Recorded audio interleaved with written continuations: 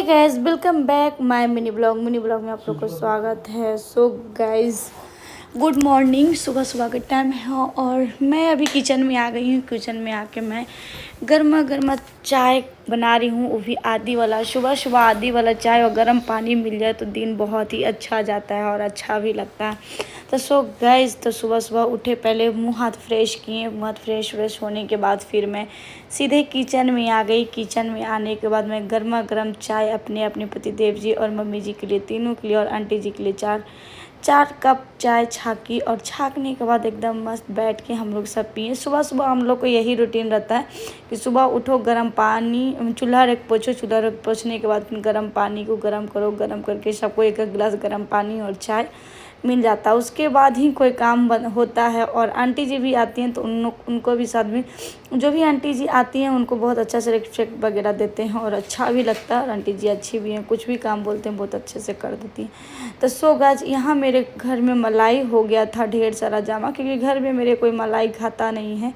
तो मम्मी जी बोलती हैं कि बाबू लोग के लिए मलाई सब रख देना और घी, गाय का घी हो जाएगा और बाबू को थोड़ा थोड़ा खाने के लिए। तो यहाँ हम कटोरा में जो था, जो मलाई 4-5 दिन नहीं, शायद 10 दिन हो गया था, तो मलाई अच्छे तरीके से मैं रख दी थी। तो यहाँ आंटी जी बहुत अच्छे तरीके से उसको मथ के और उसको मलाई निकाली। मलाई निकाल के जो मक्खन होता है, वो ये जो मक्खन इतना स्वादिष्ट लगता है खाने में, गैस की क्या ही बताएं। और आप लोग को पता है, जो भी गांव से बिलोंग करते हैं या और कहीं से भी, और बहुत लोग ये मक्खन के यूज़ करते हैं छाछ में, बहुत सारा चीज़ में। तो यहाँ देखिए कढ़ाई गरम था और इधर एक तरफ दूध भी चढ़ा हुआ था, एक तरफ ये मलाई जो जिससे घी निकलता है, घर का घी, जो शुद्ध घर का घी होता है, वो हुआ। तो यहाँ आंटी जी एकदम मस्त अच्छे तरीके से सब कर रही हैं। और जब भी मलाई होता है तो आंटी जी, हमको नहीं निकालना पड़ता। कभी कदार ऐसा हुआ तो हम निकाले, नहीं तो मम्मी जी और आंटी जी और हम, कोई भी मतलब घर का छुट्टी हुआ तो कोई भी करके हम लोग घी निकाल लेते हैं। तो सो गाइस, हम बहुत ही अच्छे तरीके से, आंटी यहाँ पे ट्राई कर रही थी कि कैसा लग रहा है पीकर। तो पी कर के अच्छा ही लगा था, क्योंकि जब भी मलाई डालते हैं तो उसमें हल्का हल्का दही डाल देते। तो वहाँ मैं मलाई होने के बाद फिर सीधे आ गए थे घर में, क्योंकि हमको लगा किचन साफ़ सुथरा होगा, उसके बाद फिर खाना बनाएंगे। तो बहुत सारा डेली का कपड़ा होता है, डेली वेयर जो कपड़ा होता है, डेली तो धो लाना, ये होना, सारा चीज़ हो ही जाता है। तो इधर तो सब था, तो फिर मैं सरिया रही थी कपड़ा, क्योंकि सुबह सुबह के टाइम में लगता है कि बिछावन वगैरह सब साफ़ सुथरा रहे तो घर भी अच्छा लगता है। और बच्चा बुतरू भी उठता है तो थोड़ा बहुत उन लोग को खेलने के लिए हो जाता है। बच्चा उठता है तो खेलने के लिए सिर्फ बेडे पे उछलता है, कूदता है, ये करता है। तो मैं सोची क्या सुबह सुबह ये कर देते। तो ये बोल रहे थे कि तुम गमछी क्यों सरिया रही हो, क्योंकि वो तो हम जाएंगे नहाने के लिए, कोई बात नहीं, सरिया के रख देते। तो यहाँ था सारा बाबू का कपड़ा था, मेरा था, ज़्यादा बाबू का ही कपड़ा हो जाता है। और क्योंकि दोनों का कपड़ा डेली दिन भर में 2-3 ये लोग तो चेंज कर लेते हैं। कभी पानी पी के गिरा लेते हैं, तो कभी खाना खाएं तो गिरा लिए, तो कभी बाथरूम में सुसु गए तो गिर गए, गिरा लिए। इन लोग को तो यही रहता है। तो इन लोग का कपड़ा दिन भर में ज़्यादा हो जाता है। तो सुबह उठो तो इतना सारा कपड़ा हो जाता है, तो कुछ वॉशिंग मशीन में, कुछ हाथ से धुलाता है। तो यहाँ सारा कपड़ा मैं सरिया रही हूँ, बेड पे आ जाता है। मम्मी जी ला के यहाँ पे रख दी थी आंटी जी। तो मैं सोची क्या कि बैठे बैठे सरिया देते हैं। तो उधर अभी किचन भी साफ़ नहीं हुआ था, तो मैं सोची क्या सरियाने उराने के बाद फिर हम कुछ काम वगैरह करेंगे। तो यहाँ सारा कपड़ा था, अच्छे तरीके से चपेट दी मैं, अच्छे तरीके से सरिया दी थी, एक एक करके बहुत अच्छे से। और सरियाने के बाद फिर मैं सबको अच्छी तरीके से रखूँगी बेडरूम में। जिसका जहाँ कपड़ा रहता है वहाँ रखाता है तो ठीक रहता है। तो बाबू का मेरा अलग है, मेरा अलग है, और मम्मी जी क्या अलग है। तो उसके बाद सीधे मैं फिर आ गई मैं साग लेकर, क्योंकि ये जो साग था ये है सिरहंटी के साग। और जो होता है जो साग, पता नहीं मम्मी जी क्या चीज़ के साग लिए थे। ऐसे हमको साग बहुत ही पसंद है, बहुत ज़्यादा हमको पसंद है साग। और यहाँ ये देख लीजिए घी कितना अच्छे तरीके से निकल गया है। तो मैं आंटी जी से बोल रही हूँ, आंटी जी कितना घी निकलेगा। हमको तो लगा था कि 200 ग्राम निकलेगा, नहीं, पर आंटी जी बोले कि नहीं 200 नहीं, 250 ग्राम आराम से निकल जाएगा। तो उनसे बात, सुबह सुबह आती हैं तो अच्छा लगता है, उनसे बातचीत करते हुए पूरा काम हो भी जाता है और टाइम भी निकल जाता है।